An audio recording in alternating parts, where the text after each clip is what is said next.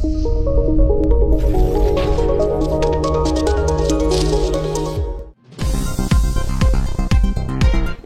ಆರೋಗ್ಯ ಮತ್ತು ಕುಟುಂಬ ಕಲ್ಯಾಣ ಅಧಿಕಾರಿಗಳು ಹಾಗೂ ಕಾರ್ಯಕ್ರಮ ಅಧಿಕಾರಿಗಳ ಸೂಚನೆಯಂತೆ ಬಂಟ್ವಾಳ ತಾಲೂಕಿನಲ್ಲಿ ತಾಲೂಕಿನ ಆರೋಗ್ಯ ಅಧಿಕಾರಿಗಳ ಸಹಯೋಗದೊಂದಿಗೆ ತಂಬಾಕು ನಿಯಂತ್ರಣ ಕಾಯ್ದೆ ಅನ್ವಯ ತಂಬಾಕು ಮಾರಾಟ ಮಾಡುವ ಅಂಗಡಿಗಳ ಸಹಿತ ಇತರೆ ಅಂಗಡಿಗಳಿಗೆ ಅಧಿಕಾರಿಗಳು ದಾಳಿ ನಡೆಸಿದ್ದಾರೆ.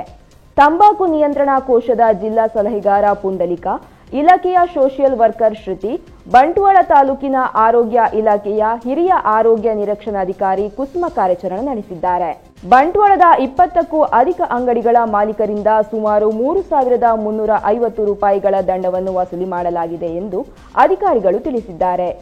ಬಂಟ್ವಾಳ ಬಿಸಿ ರೋಡು ಹಾಗೂ ಪಾನೆಮಂಗಳೂರು ಪೇಟೆಯಲ್ಲಿರುವ ತಂಬಾಕು ಉತ್ಪನ್ನಗಳನ್ನು ಮಾರಾಟ ಮಾಡುವ ಅಂಗಡಿಗಳಲ್ಲಿ ನಿಯಮ ಪಾಲನೆ ಮಾಡದೆ ಕಾನೂನು ಬಾಹಿರವಾಗಿ ಉತ್ಪನ್ನಗಳನ್ನು ಮಾರಾಟ ಮಾಡುತ್ತಿದ್ದ ಮಾಲೀಕರಿಗೆ ದಂಡ ವಿಧಿಸಿದ್ದಲ್ಲದೆ ಮುಂದುವರಿದರೆ ಪ್ರಕರಣ ದಾಖಲಿಸಲಾಗುವುದು ಎಂಬ ಎಚ್ಚರಿಕೆ ನೀಡಿದ್ದಾರೆ.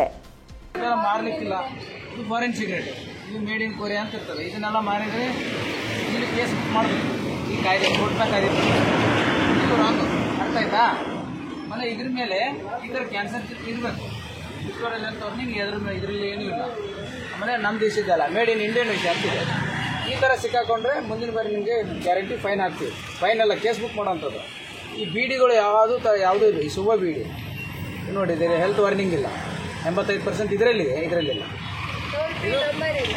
ಇದು ಕಾನೂನು ವಿರುದ್ಧವಾಗಿ ಮಾಡಿರುವಂಥದ್ದು.